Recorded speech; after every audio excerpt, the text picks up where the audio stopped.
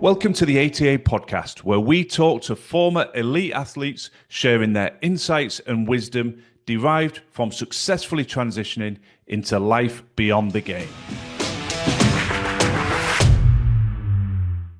A very warm welcome to the Athlete Transition Accelerator podcast. We're delighted today to welcome Cameron Mackenzie, a former 400 metre and 4x400 metre Olympian, represented Australia in the Atlanta Games, and a man who's gone on to have a fabulous business career in his chapter beyond elite sport. So Cameron, first and foremost, a very warm welcome and thank you for giving us your time today. Absolute pleasure, James. Thank you for thinking of me, and hopefully we get something out of it for people. I'm sure we will. So the format of this podcast, Cameron, as you know, is very much sort of exploring that transition out of elite sport. But we have a very simple start point with every guest because we think it really sets the scene nicely. We ask people just to cast your mind back into that elite sporting chapter, representing Australia, all the wonderful things you'll have seen and done. Now that you've retired from that and moved on from that chapter, if we ask you to pull out one or two memories that bring a real sense of pride for you, what comes to mind when you look back on that career, just to pull out a couple of highlights for us? Wow. You start with a soft one, don't you? Look, I think, I'm at a stage in my life where I, have a wonderful time reflecting on things. I think there are pivotal moments for me.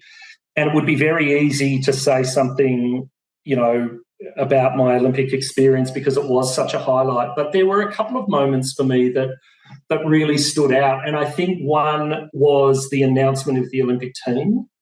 For me, was a moment where I actually felt that I belonged in the sport. I didn't grow up as an athlete. Right.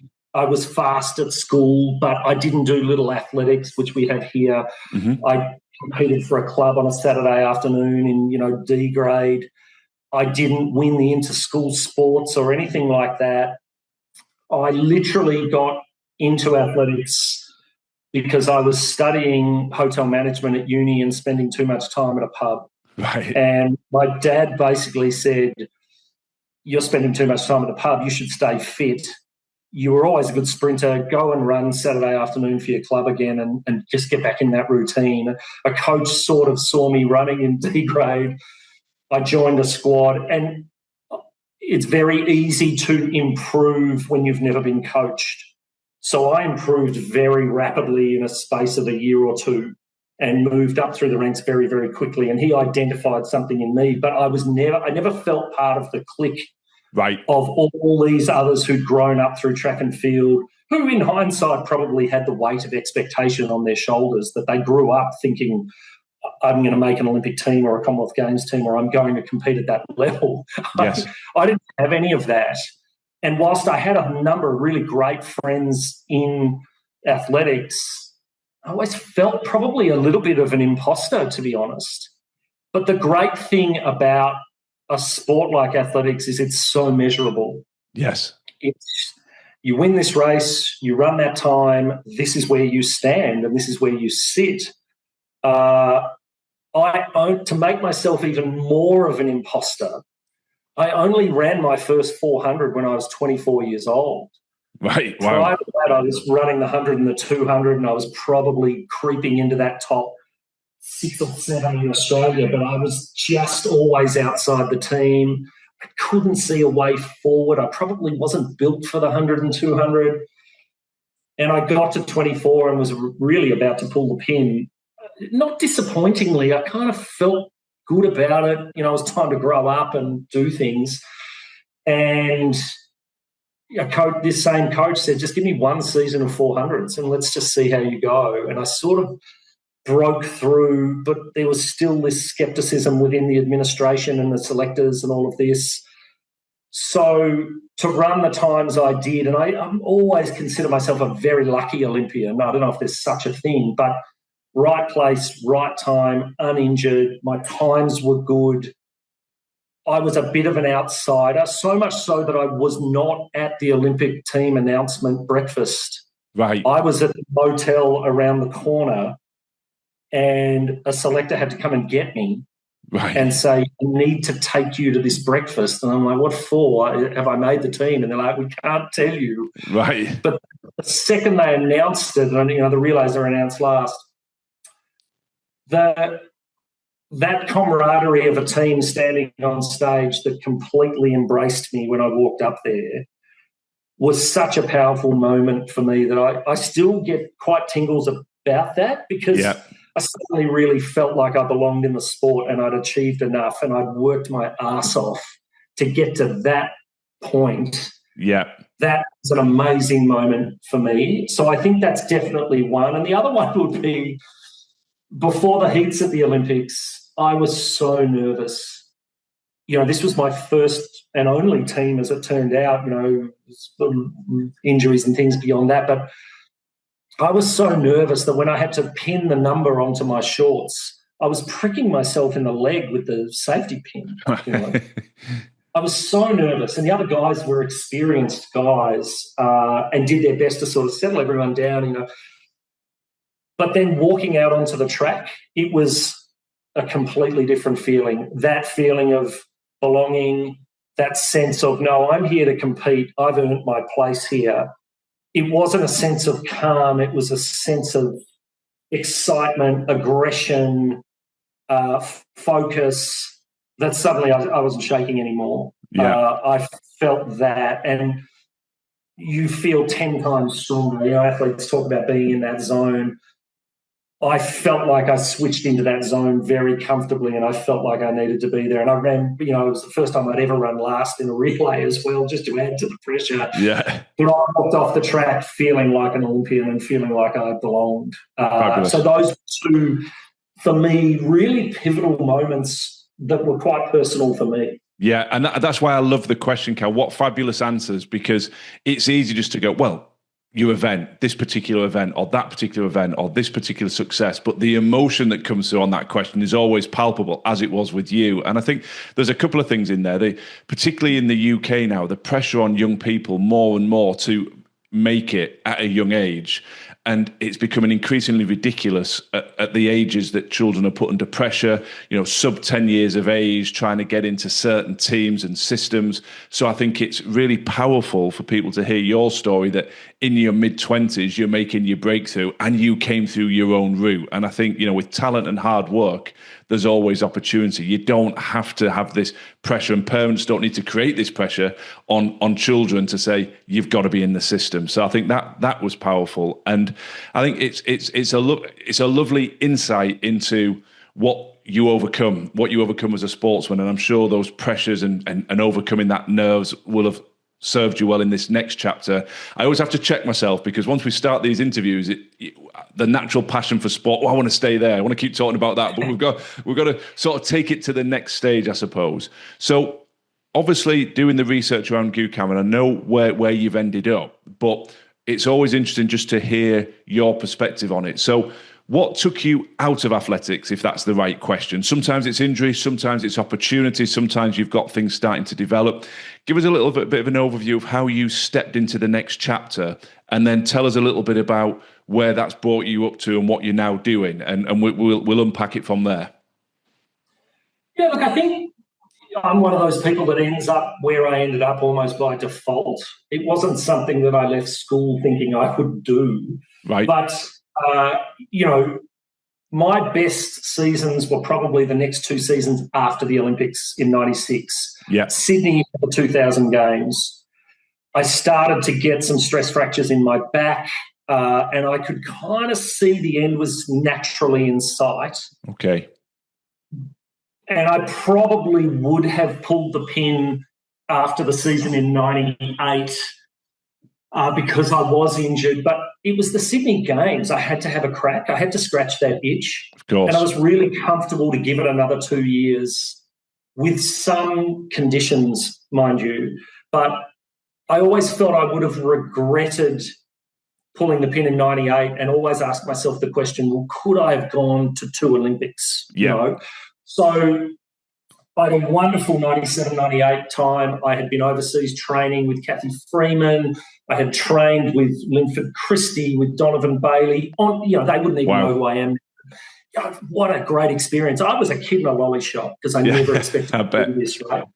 But I was also working part-time in a pub to make ends meet. Athletics was never going to buy me a house, was never going to buy me a car. Course.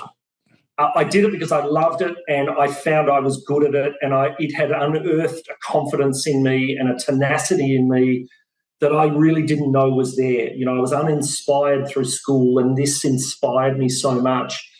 But the problem with working in a pub, which I loved, and I'd studied hotel management, was this was a chapter when you could still smoke in pubs. So I was passively smoking probably 2 packs a day and then turning up at training and my coach is looking at me wondering why I'm gasping for air. Right. So I decided to take a sidestep, the first of many, into working in retail at the side of the pub, and had a fantastic wine shop. So I worked in there and started meeting all these winemakers and started really tasting wine. I loved food. My mum was a great cook. I'd studied a number of culinary subjects at university, and I really fell in love with wine. And that was something that I said, right, that's where I think I'm going to spend a bit of time. I want to really move into the wine industry, whether that's winemaking, whether that's sales, whether that's commercial. I don't know, but that's where I want to be. And after about 12 months, I had to take about 3 months off because of this back injury. It was end of Feb, and I thought, bugger it, I'll see if I can go and do vintage somewhere when all the grapes come in.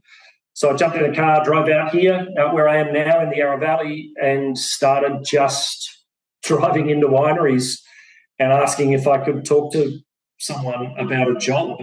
And I was so fortunate that there was an ex-Australian rules footballer out here called Rob Dolan, who ran a winery called Yarra Ridge.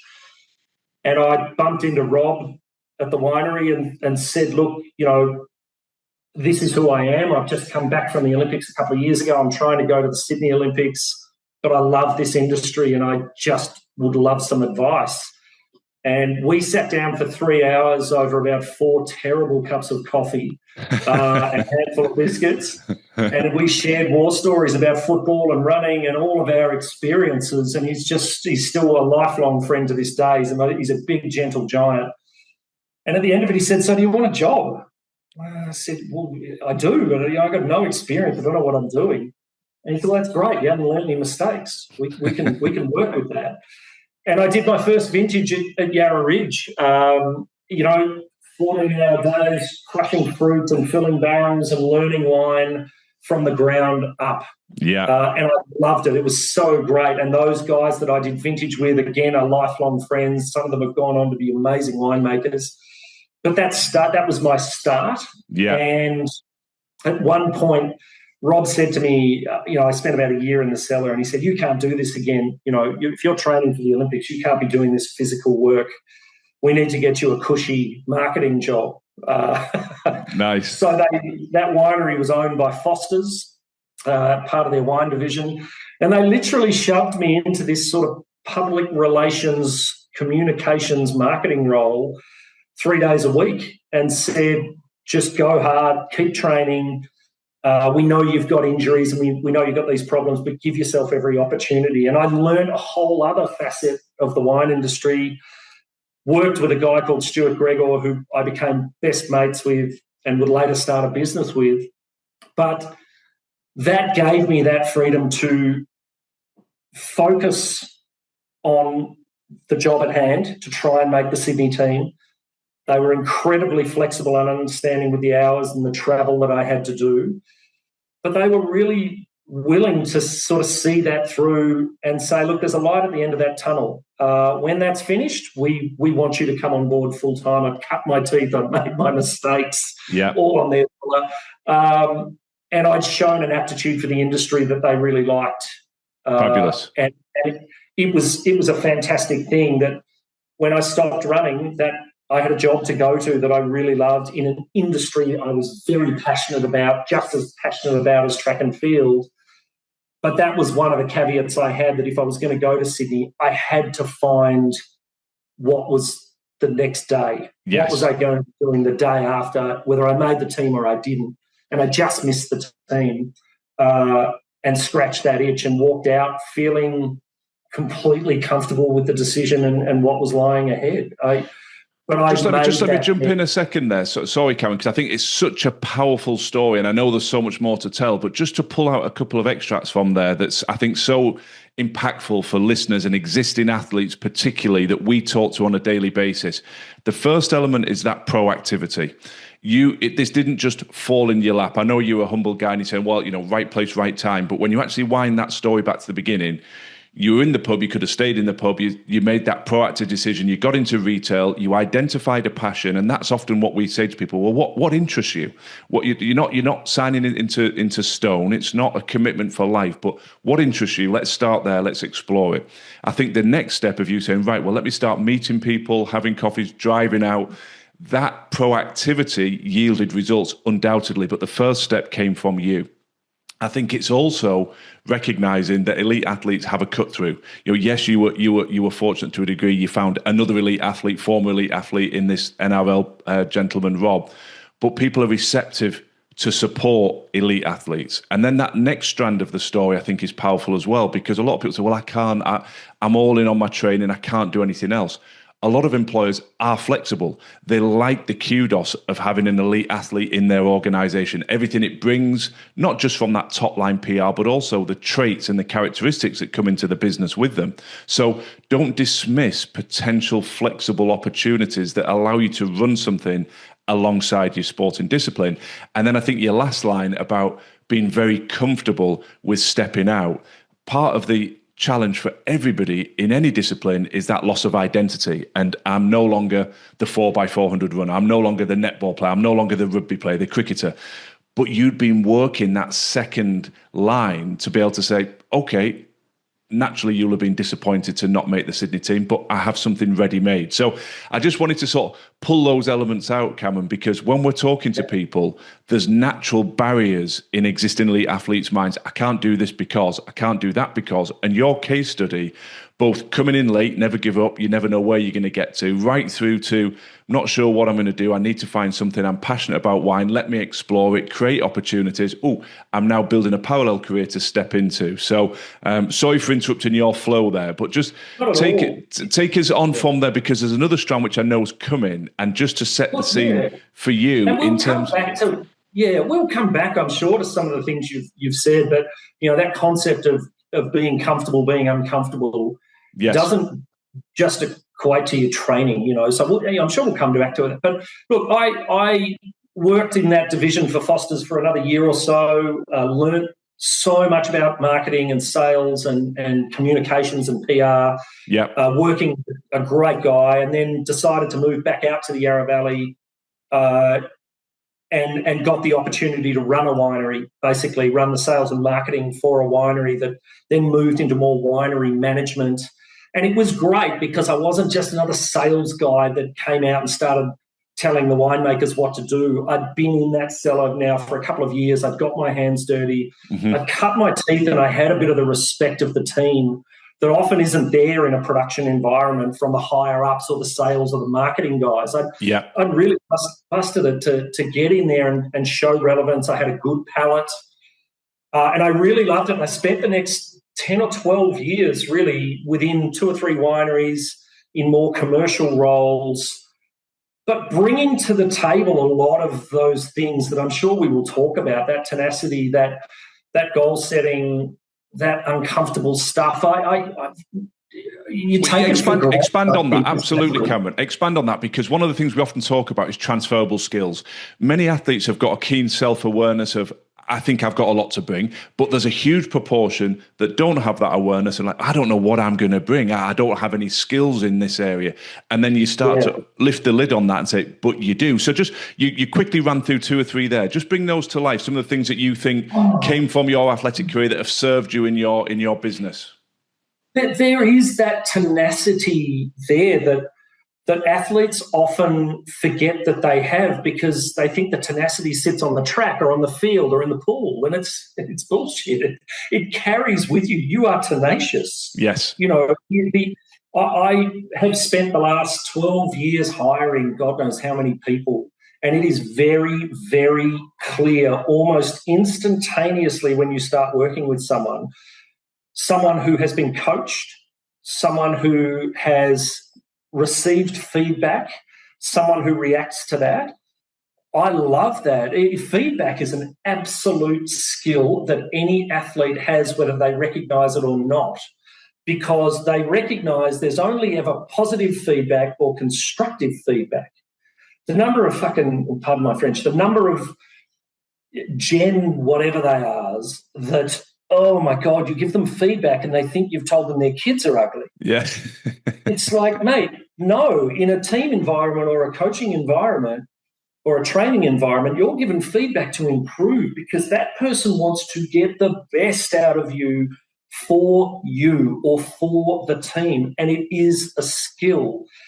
And I got to the point, in the last role at Four Pillars Distillery, that I actually took our whole hospitality team through feedback training, right? How to receive it and how to give it, because it is a skill, and every athlete they have that skill. Sometimes they just forget that they have it, and I find them so easy to employ because they don't take it personally. They go, wow, I need to be better at that, so I'm going to work on that, because that's what you did in the pool or on the track or on the field. And that is a massive one for me, is feedback. I'm going to clip that, Cameron, because obviously, as listeners will know, Carl and I are involved with a lot of businesses, a lot of people that were trying to find the placement opportunities for athletes. And it's not to be too negative, but what you've said is absolutely the case. It's becoming increasingly challenging in industry for people to create a culture and an environment where feedback can be given and received candidly without taking offence.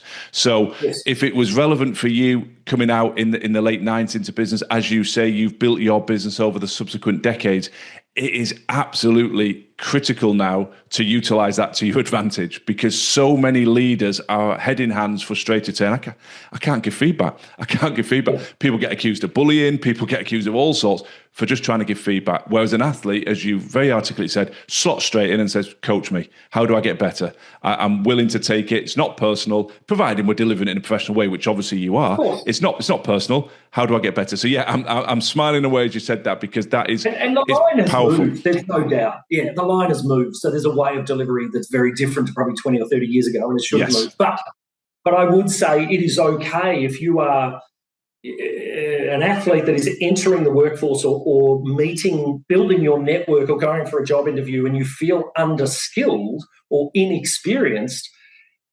It is fine to be able to say, can I just talk briefly about what I can bring to the table? And feedback is a crucial one. Accountability is a massive one. As an athlete, you own accountability. I love accountability, and I love people who are accountable. I love working with them, and I like seeing someone who makes a mistake and how they react to a mistake, because more often than not, they're going to beat themselves up more than any feedback or anything they're going to be given anyway. True.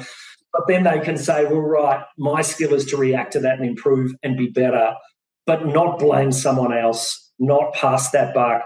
I did that. I made that mistake. It happens in training every week. It happens at work every week. It is not about the mistake. It is about how you react to the mistake and the ability to take it on, but then react to it, not dwell on it. Yeah. Dwell on how you're going to react to it and how you're going to build. And those, to me, are those things that athletes bring to the table: setting goals, achieving goals, being organised, being on time. Oh, my God, people who are not on time. You're going to take me down another rabbit hole, but athletes are on time. You have to be there. And the discipline. If I turned up late to a training session, oh, wow. Yes. I've heard about that. So simple to say. It's so simple to say all of this, Cameron. Discipline, tenacity, the commitment, but it absolutely, can it, clip it, we can share it with anybody, because what's nice from your perspective is, yes, you've been that elite athlete, but you've also been, as we're going to talk about, phenomenally successful in business, and now you're on the other side of the chair. You're actively doing the recruiting as well. So everything you've said there, perfect. And it is easy to lose sight of the fact that these are not the norm anymore in business. More and more you see people that can't keep on time, that don't recognize it's a mark of disrespect for being late, that don't set the goals, that don't have accountability, that have the slopey shoulders, it wasn't my fault, that don't give and take feedback well, and actually don't have that tenacity to keep moving forward. So being able to step in with all of those traits, you've already got a competitive advantage before you even develop the skill and the knowledge of your sector. So one of the things that I know you've done, and again, I don't want to spoil your flow, Cameron, but many athletes talk to us about, I'd love to do something myself. I'd love to build something. I'd love to create my own business. And often they've got ideas. Sometimes they don't have an idea. They just have an itch that I just love the idea of being able to build my own business. Now, you've talked about this long apprenticeship of multiple different roles and developing your knowledge and skills in the wine sector. And then there's another exciting chapter. You then went out and did just that, didn't you? You built your own business in 4 pillars. So tell us a little bit about that, because I think the story will inspire athletes who are thinking of doing it. And also you probably can weave in some of these traits that allowed you to sort of step in and do your own thing, as it were.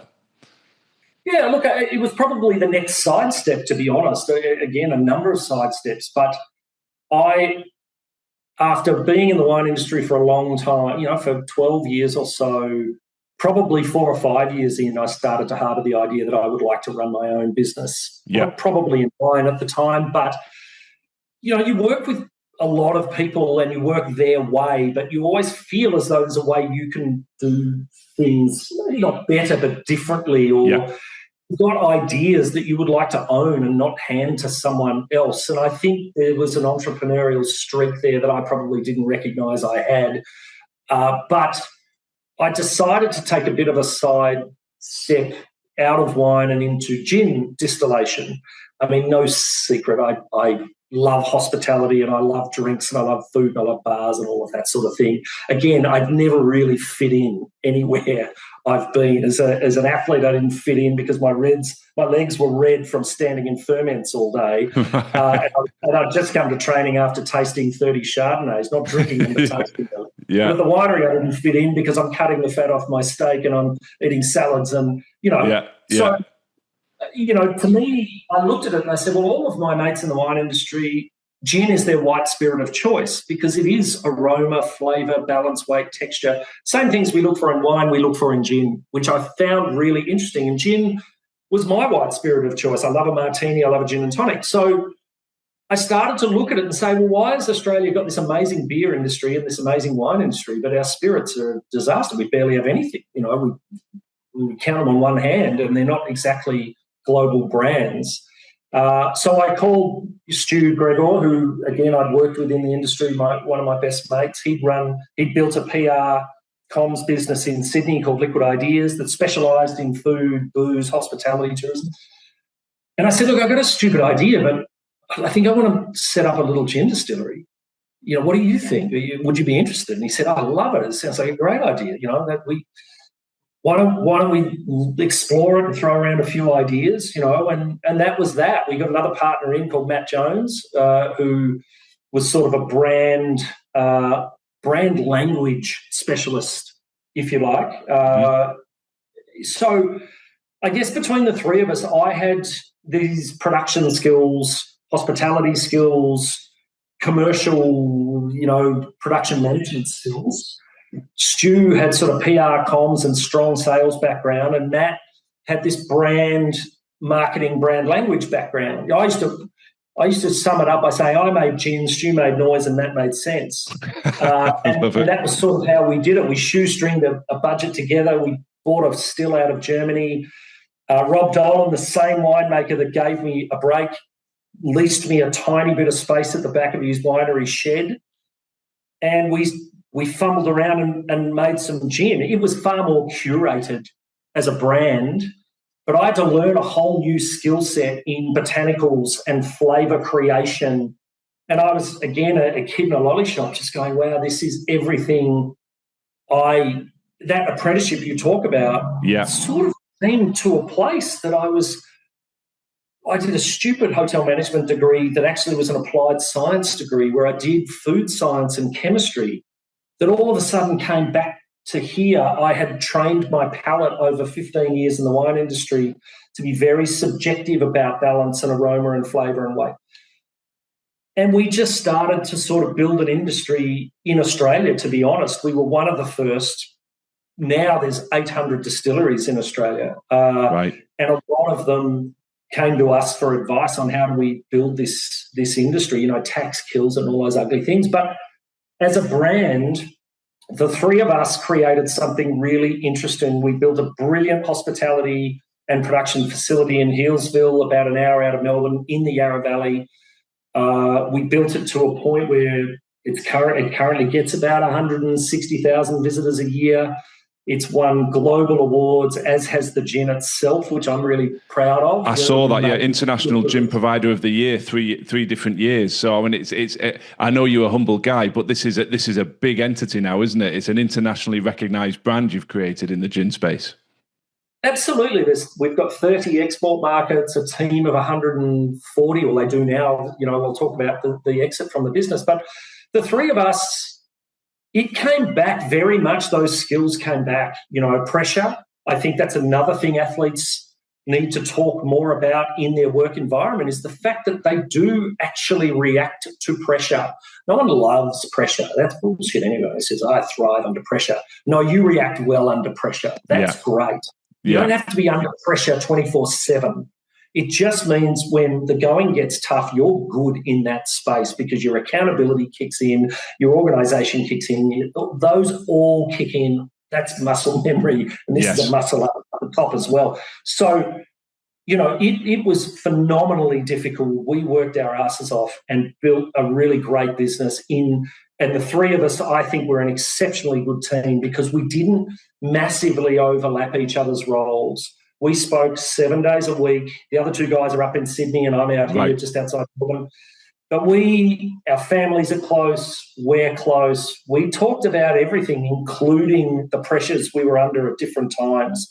If I needed a chop out because I'd worked 2-3 weeks straight, 14 hours a day, trying to keep up with purchase orders, and I'm out of sight for them because they're in Sydney, I could ring them and say, mate, I'm exhausted. I need to hit pause for a moment. Yeah. And they were straight onto it. Okay, well, this is what we can do to help you. And occasionally they would be like, I can't, Stu was traveling a lot. I can't do this travel. You know, it was that constant understanding of communication. Yeah. Not similar to how you have to talk to a coach. I feel shit house today. My hammies are killing me. I'm exhausted. The smart coach says, all right, we're not soldiering through because that's an injury waiting to happen or you're going to fall apart. We need to back up. That constant communication really kicked in. And I think those guys learned a lot about themselves and about me and how I wanted to run a business. But also then hiring a team around that was such a beautiful experience, particularly in a community out here. And I think we ran the business we wanted to run. We didn't always make commercial decisions. People, community were always first, and bringing them along for the ride in the most exciting environment of a runaway train. Trying to build the success of this business that built to over 1 million bottles a year was so fun and so exhilarating. It was a great time in my life. I love it, and I think it's why it's so. I'm just sitting enjoying this conversation because you're just laying it all out there for anybody thinking about an entrepreneurial journey. There's no BS with you. It's very straight. Look, it's hard work, of course it is, but the fulfillment and the satisfaction just oozes out of you. And again, I'm not even having to prompt you the questions. You're laying it all out so well. Well, what served you that accountability, that ability to build a team, to communicate candidly, to look after each other, to put people at the center of it, that tenacity to say, well, this means something to me. Let's just keep working through that. The ability, going right back to your first story of pricking yourself with the pin, the pressure of I'm about to step out, and then finding yourself in that flow and saying, okay, exactly to your point, you reacted well to the pressure. It didn't break you. And then in business, we don't want to be under pressure, but when it comes, you've got a confidence to keep moving forward. So many fabulous touch points that I hope anybody listening that's at the starting blocks, pardon the pun, of, well, do I do something or do I not? Here's a story of, hey, it's worth it. It's worth stepping into it. And we're talking about transition, and you just made a nod to it there, Cameron. Obviously, you've just stepped back from there. So, just out of curiosity, what's next? Are you easing back a little bit now? But we've gone through this elite athlete into the wine sector, over a decade serving your apprenticeship, marketing, in the sales, doing everything, stepping into 4 pillars, building a global business, as you say, 30 markets, 1 million+ bottles a year, international recognition. And then I only just saw that in our research that only a year or so ago, I'm stepping back from the operational side. So tell us a little bit about that latest transition then. Yeah, look, we ended up selling the business to Lion Australia, which is the second biggest brewer in Australia, and they would like to enter the spirits industry. But we sort of recognised maybe 5 or 6 years in that, as exhilarating as this was, we were going to be faced with some choices from an investment point of view. Right. Do we put a ceiling on it? It's a profitable business, it's fun, it's good, but we're going to need more money if we want to keep growing. Or do we just hold our cards? Our goal was a global business, so we needed investment. We had a number of options. We took that on from Lion. The next 5 years, we more than doubled the size of the business with that investment, with just us in charge. Yep. Lion obviously said, well, look, now we're at a point where we'd like to buy the rest of the business. I think we could see that, it's like running really fast downhill. You're running faster than you should, and it's exhilarating, but at any point you can clip your heels and go arse over. Yeah. So we recognised that the three of us wanted to remain great mates. We had other investors in the business. It was a good time for us to take that step. So we sold our remaining shares to Lion, which was fantastic. They're a very good business. They're doing really good things, but it's not an environment for me, a big corporate environment like that. It's a big broken bus. Yes. When you're a when you're an agile person, that corporate environment suddenly becomes very clunky. There's really good people in there, but it's a corporate thing. Yes. So I realised very early on that all three of us realised that that's not going to be for us. So I live across the road from the distillery. I'm in there twice a week having coffee with the team, and the next role was the hardest role. I stayed on for 18 months. Right. And I've always been a big fan of surrounding yourself by people who are better at the things you can't do, right? And that's how we built our team. The next step is hiring people who are better than you at the things you do. Yeah. And that is making yourself obsolete. But I had decided to step out of the business. I'm passionate about the business. I wanted to go to great, fantastic things. So I started to build over 18 months a team of people who were far better than me, and that's a really bitter pill to swallow. In that my recipes are safe. They're custodians of my recipes. But the reality is Sarah Prowse, who's the head distiller now and an absolute rock star, I hired Prousey because I could see myself handing her the keys. Yeah. And the fact that she occasionally entertains me with a phone call to say, can you come and taste something, or can I pick your brains? And a lot of the team do. The reality is that was a hard step. So I decided once I stepped out to take a gap here. I took a couple of industry roles on, Spirits Association roles to give back to the industry a bit, which I've completed those roles and done some restructuring stuff, which I loved. I'm on a mental health board. Blokes Mental Health and Fly Fishing. I'm a bit of a fly fisherman. Awesome. But truthfully, it's only thinking about this podcast that I realise that gap year is the most uncomfortable I've ever been in my life. Right. Because on reflection, I was comfortable. Mm-hmm. I suddenly, I was out of debt. Lion had paid a lot of money for the business, very lucrative. People thought I was going to retire. My kids are teenagers. I've got one left at school and 2 at university. I could retire. And I thought, shit, I don't want to retire. I'm 50 at the time, 55, I'm 56 now. I don't want to retire. I actually didn't appreciate how much I actually do like a bit of pressure and how much I do like being uncomfortable. Interesting. I never realised it before. I was 6 weeks into sitting on the couch watching Seinfeld, eating Cheetos, and my heart was racing, and I had a bit of anxiety, and I didn't feel good. I felt awful. Right. Really awful. So I had, thankfully, a couple of ideas in the back of my mind about things that maybe I would do. And this block of land I'm sitting on at the moment, that's the next step. So I'm taking another side step in that I don't want to cut across 4 pillars. Yeah. And I'm setting up just on my own a small perfume distillery. Right. Interesting. Very similar to gin distillation. It's botanicals. We're going to regenerate this property with botanicals, set up not a farm, not a garden, but a bit of both, and set up a sensory experience. I've been to studying in Grasse in the south of France, a perfumery course, and I'm working with a perfumer. But that's my next career, I think, is to take it back in and, introduce a bit more pressure and do something. Again, I'll be an imposter again, but I'm good with it now, and just see if I can set up something interesting that gets me through the next 10 or 15 years before I, am a full-time fly fisherman. Yeah, listen, what a fabulous journey you've taken us on, Cameron. I love it. And such a fascinating insight at the end about needing that pressure. Very, very interesting. You think, pressure, but it's a negative thing, need to step out. But I think it's the pressure of making progress, of building something. And you've certainly done that. And you talk about being an imposter, but I think I would bring that back into, you've challenged yourself to being uncomfortable. A lot of people use the phrase, I'm an imposter, and I like to really sort of explore that. And in reality, I don't think they are.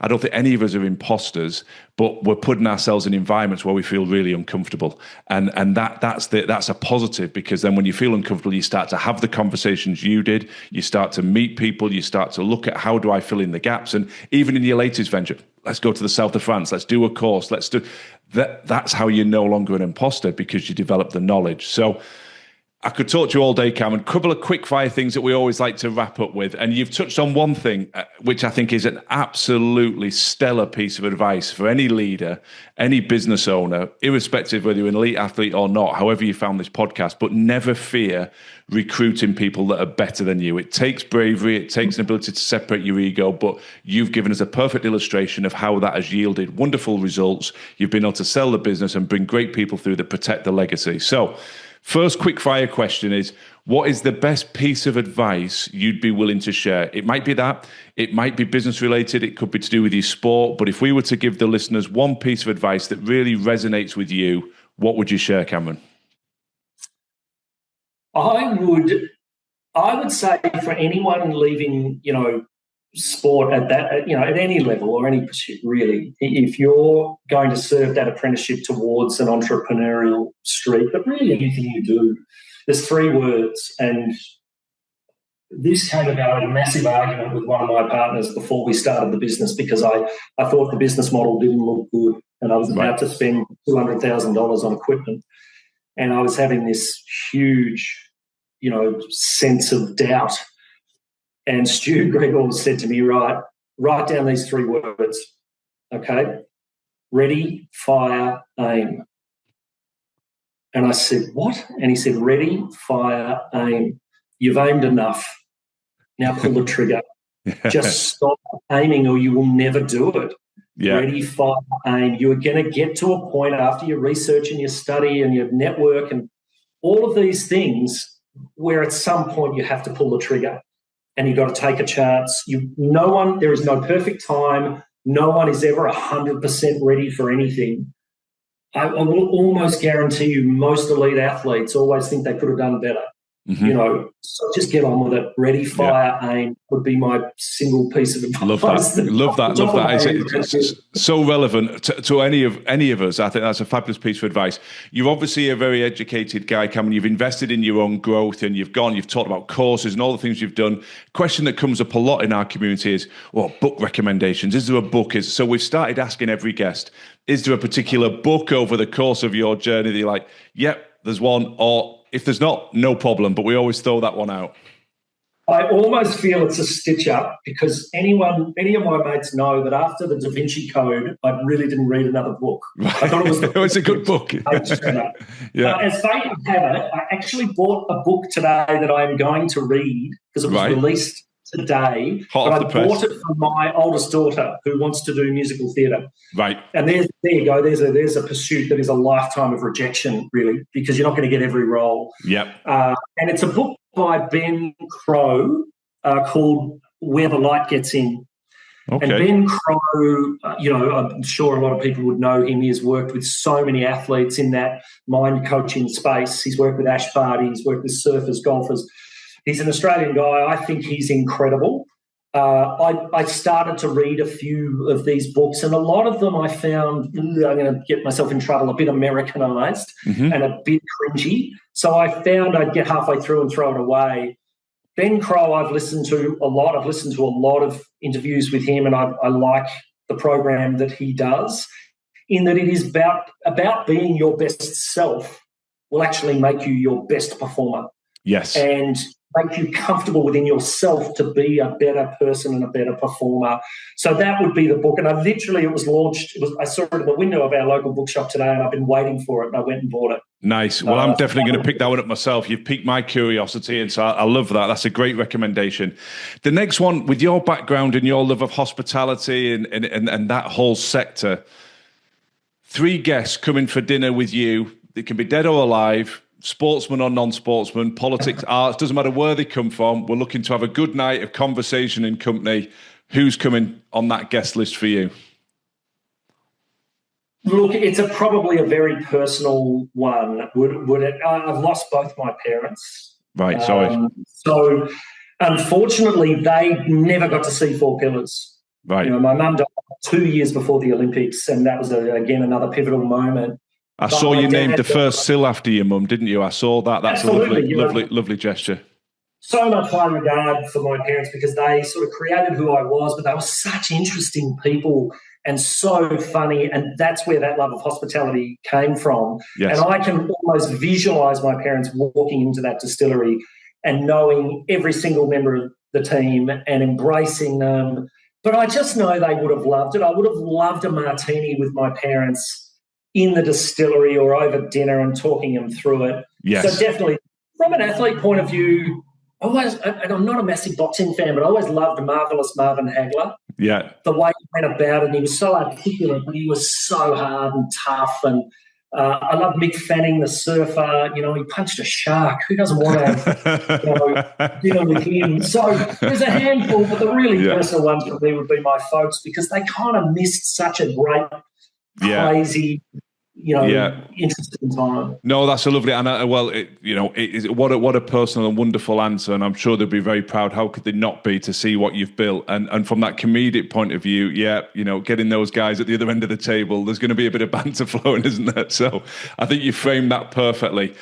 Last question, just out of curiosity, we always say to people, is there anybody in your network that you think would be worthwhile us approaching, that has a story of transition that could be of interest? Recommendations are always very powerful. Is there somebody that you think, now we know a little bit what ATA is doing and what they're about, might be worth you approaching them, getting them on the podcast? Yeah, there's probably a couple. Not that he certainly was an athlete that I trained with, and he certainly hit a very high level over here without making an international team. There's a guy called Jason Richardson who... He and his wife, Kate Anderson, she was a Commonwealth Games gold medalist and a dual Olympian over 3,000 metres. They're two people I find really interesting. Richo's now in the media, in sports media. He does a lot of commentary for cricket, horse racing, all sorts of things. He and I are great mates, but he's someone who I've just always admired, because I love travelling with him. He's always upbeat. He was always positive. But he and I used to talk a little bit about, what are we going to do next, and can we justify staying in the sport when we're not earning anything? Yeah, of course. And I think the way he went about his sports administration, his apprenticeship, and then moving into media, and still super passionate about sport and everything he loves. I don't think he has a bad day, because he's just doing something he loves. And I've never done a job I hated. I've been under pressure and I've had trying days, but I think we're two people that have made a career out of just doing something we loved, and embracing the pressure of it and bringing it in to go forward. So he's definitely someone. I'll probably have to email you, James. There's probably a dozen. No, listen, that's a great recommendation, and it makes perfect sense how you framed it. So Cameron, listen, wow, what a conversation. I've loved it. I've got a lot out of it. I think some of the advice is so real and so authentic. And I hope what people take from this is not just someone preaching from the ivory tower. You know, so much advice out there is generic and vanilla. You've come out of athletics, you've built a business, it's a globally recognized business, and you've weaved all the way through that journey the traits and the characteristics that you honed in elite athletics that have served you well and continue to serve you well. So it's been an absolute pleasure talking to you. I can't thank you enough. If anybody wants to reach out, Cameron, I'm sure you'll have piqued a lot of people's interest. If people do want to connect in any capacity, what's the best way for them to find you? Is it LinkedIn for interest? Is it a website? How do people just sort of, connect with you on your journey? Look, it's an open invite, and thank you, James, for having me on. I hope anyone gets anything out of it. I can talk underwater. So I waffled on, but LinkedIn is probably the best. It's an open invite. I'll have a coffee with anyone or catch up on a Zoom or Teams call. Really happy to share any stories or any experience. And I think that's what a lot of people on the cusp of leaving sport need to do, is build their network. And LinkedIn, it's there. I deliberately have OLY next to my name. One, I'm really proud of it, but it does pique an interest for people when they get a connect from me or other Olympians, is to say, why is this person wanting to connect? And it can immediately start that conversation. So use it wisely, open invite, cup of coffee, anytime. Top man. Well, thanks again, Cameron. It's been an absolute pleasure. Pleasure, mate. Thanks to you. Thanks for joining us this week on our ATA podcast. If you found this conversation insightful and it resonates with your journey, please subscribe, follow the show, and stay connected with us for more insights, resources, and information on how we at ATA are supporting your preparation for life beyond the game.